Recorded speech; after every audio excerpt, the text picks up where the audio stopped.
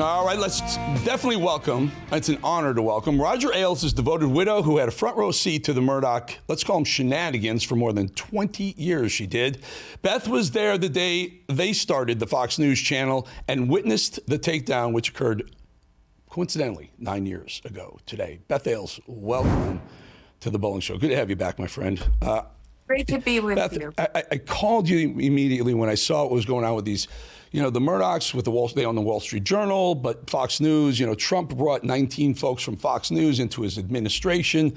There's a mutual back scratching going on there. But then Murdoch has the Wall Street Journal publish a letter that allegedly Donald Trump claims he did not ever write.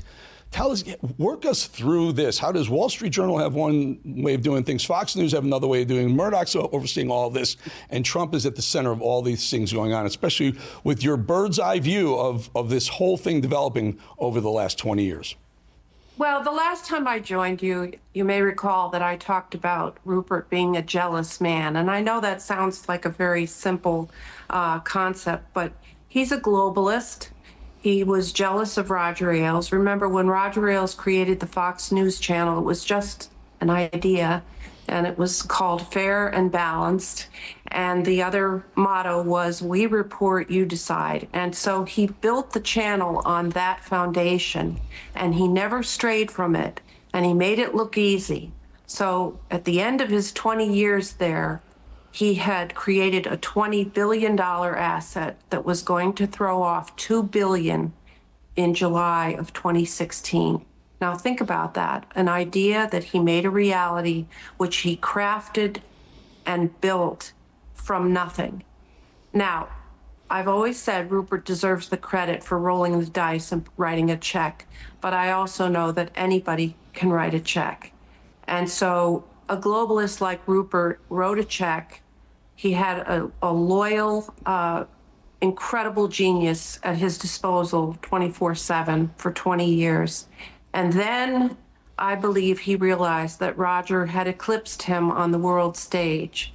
And so he sought to take him out and take him down. Now, it was hard to believe 9 years ago today that Roger stepped down. He resigned.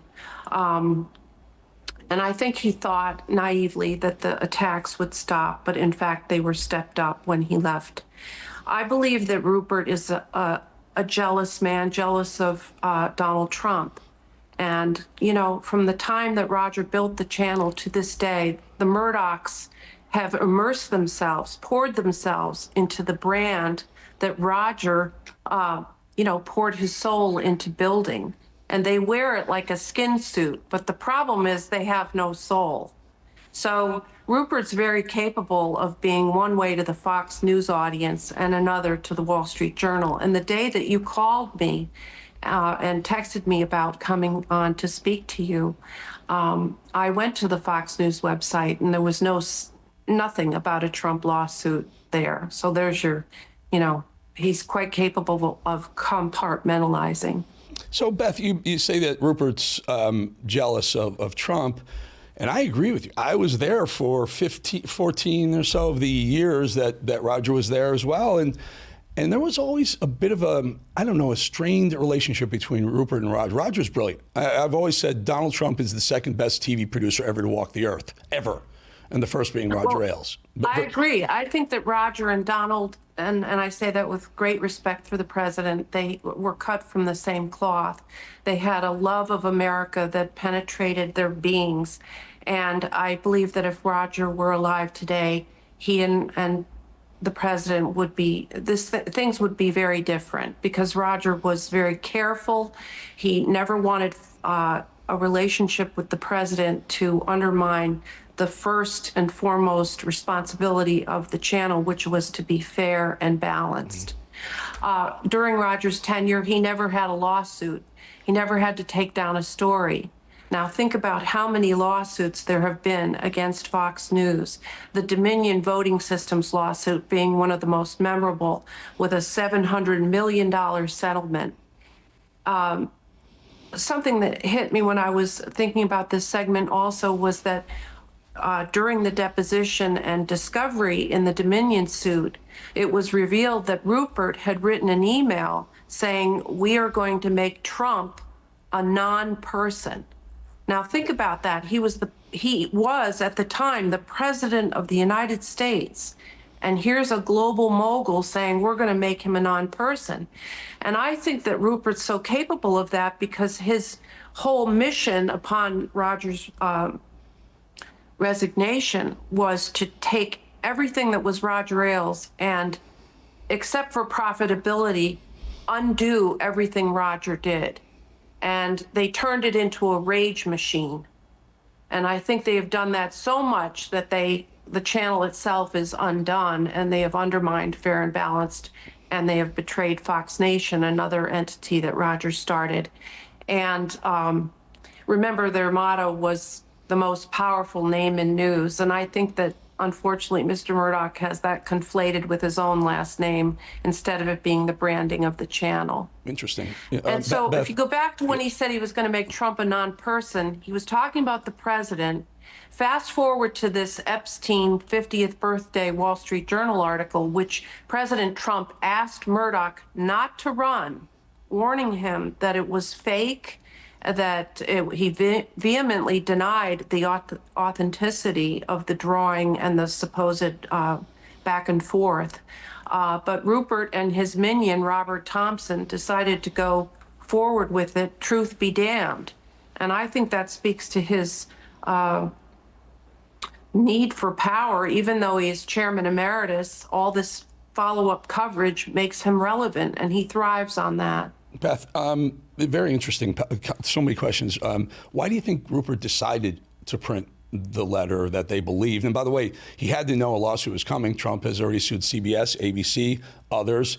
He had to know the lawsuit was coming. Why would he do it?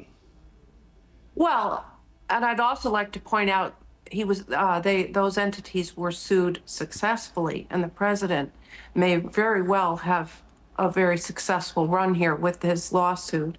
I think that Rupert down deep is a globalist who hates the MAGA base. Remember, the globalists make money when the MAGA base is impotent and enraged. So any story hit piece that he okayed on Trump helps his profitability because people are going to tune in to see what's going on.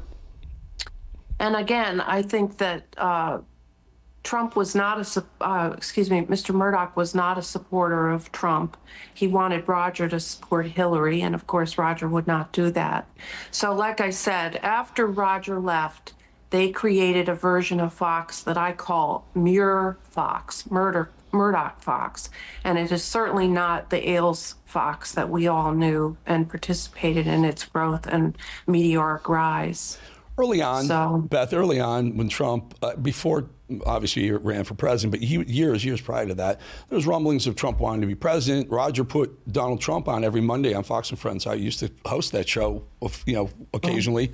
And Mondays were my favorite days. So I knew I'd be able to talk to Trump about business and the economy and things like that. But I remember the animosity that Roger got, even from the Murdochs, for doing that. They pushed back from the very beginning of this whole idea of Trump becoming a bigger personality using the Fox News Channel airwaves. Well, that's because the Murdochs are not MAGA. They don't want their empire used for American nationalism.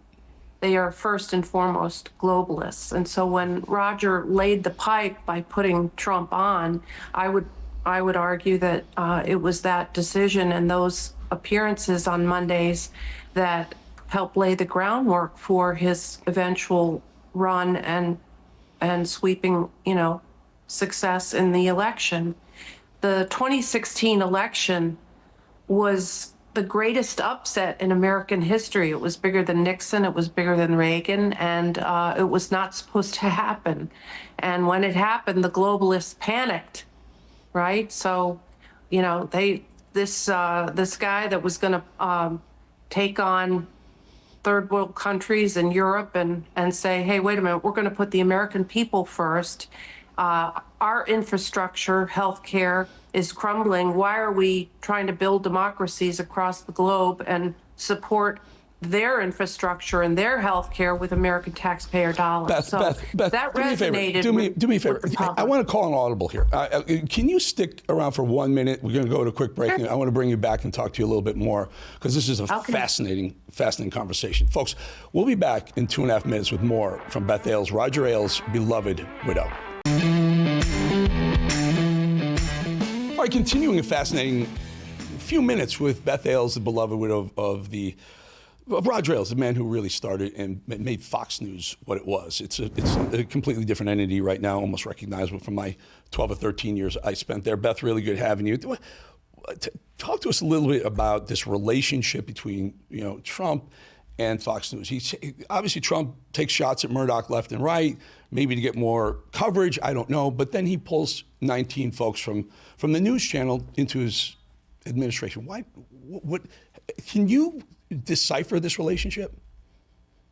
Well, I think it's complex. I do remember that in 2015, when Roger was actually in the hospital having spinal stenosis surgery, and Rupert was calling all the time, and Trump was starting to gain traction, and Roger said to him, you've got to be careful. You've got to run the channel without compromising. And so there's this, sort of this imaginary line, and I don't think Rupert understood that.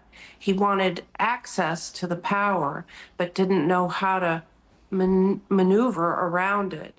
I think that Trump had a quality that I like to believe, and I know Roger had a big heart. He was capable of forgiving people for their foibles, for their flaws.